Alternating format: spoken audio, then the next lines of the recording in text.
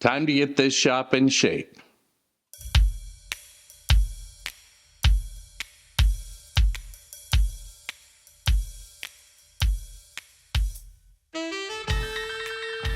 Hey guys, welcome back to the shop.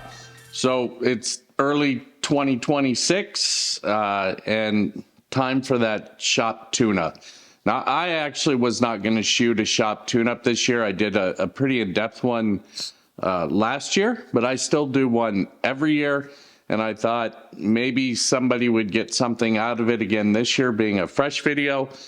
So I'll go ahead and shoot a little bit of an abbreviated version. Now I'm getting ready to take off for work again. I think I've got 4 or 5 days left before I go.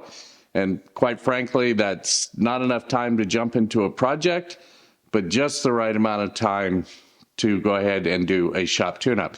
And a shop tune-up does take me a few days to do. Now, something new in this year's shop tune-up, I don't think I put it in last year's. When I finished that cabinet project, that was a lot of plywood. And this forest blade, and I'll put a close-up of it, but I cut a lot of plywood with this blade, and I did a poor job of cleaning it in between. It's still sharp, but it is completely gummed up. So I've got a new to me way to clean this blade up, and I'll show you that when I get there. But to start, I'm going to go ahead and probably start with the clamps and do my sharpening and get my cast iron waxed. And I'll put some little brief video up here, but just not a lot this year. And then show you how I'm going to go about cleaning my blades and bits up and making them good as new.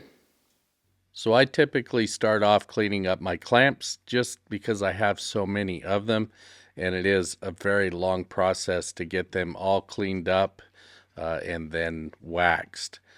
From there, I go ahead and move on to sharpening because that's my next longest process. I do have a lot of chisels and I do try to touch them all up.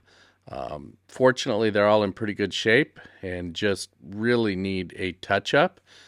So I hit them with my 5K and my 8K Shapton Waterstone. And then I'll follow that up and go ahead and strop them just to clean up that edge and make sure everything is polished up nice. And as you can see, those edges actually turn out pretty good and they should cut just fine. From there, I move on to all of my cast iron surfaces. And I do have a few, and this takes me a while as well. But not as long as the other stuff. I cheated this time and went to the power buffer to get all that wax off. And I got to admit, I kind of liked going this route. From there, I got that nasty blade dropped into my ultrasonic cleaner. And while that was doing its thing, I went ahead and started to get some of that red oak from a client project off of my bench. Now, that was a lot of red oak, and some of it I stored underneath here, and some of it I stored elsewhere. But while I was doing this, I was able to keep an eye on the blade, and this one was so nasty, I actually needed to touch it up a little bit here and there, and then drop it back in. But in between doing that, I went back to getting that red oak off of there and getting that moved out of my way for future projects. And in the end, I'd say that blade turned out pretty good. I was ready to send that back to Forest for sharpening, but I think it's still got a little life left in it, so I'll keep it for a future plywood project for now. From there, I moved over to the sheet goods corner, which was, quite frankly, just way out of hand. You see, I've even had to extend my little sticks there to keep the wood off of the floor. So this was just out of control. Admittedly, I got rid of a lot of material, but as you'll see in a minute, I kept some around for a little scrap project I had in mind. And yeah, I should have had a respirator on to spray that dust around. But I just trying to get it off of the base of that unit there. All in all, I got rid of a lot of stuff, but I cleaned it all up, and I have some more cabinet projects coming up. So I did keep some of the larger stuff. I'm okay with this. At least it's neat and tidy and ready to go. Next up, I went ahead and cleaned the mini splits. I get asked about this process a lot, and this is really all I do pretty much on a weekly basis rather than on a yearly basis, but it was still time for it anyway. From there, I moved on to a little side project, and I did not shoot a lot of video on this because I didn't intend this to be a build project.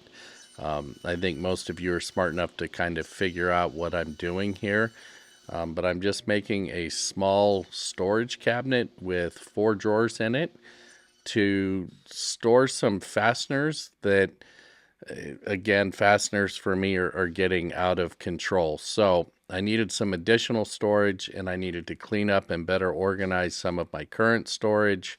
And before I went and topped off all of my bends as part of the tune-up, I went ahead and built this little cabinet just to store all of that stuff. Just like I always did, I used a grid system in the drawers, and I've only done 2 of them. But that was all that I needed for now. And then I went ahead and got them all loaded up, and yeah, all good there. Next on my list was the drum sander, and this is a nemesis, I think, for every woodworker that has a drum sander, just because it's a pain in the backside to change that paper. But I got it changed out, and so now that's all tidied up and ready to go.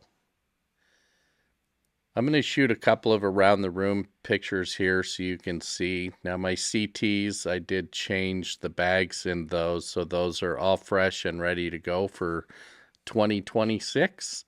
And I did a little sweep up. I didn't do a major in-depth cleaning, more just taking care of the machines and the equipment, as well as adding a little bit of storage and things of that nature. So I'm getting ready to take off for work, and this is a good way to leave the shop before I go. So I hope you guys got something out of it. If you have questions, please leave comments below. And until next time, guys, take care. Thanks for watching my YouTube video.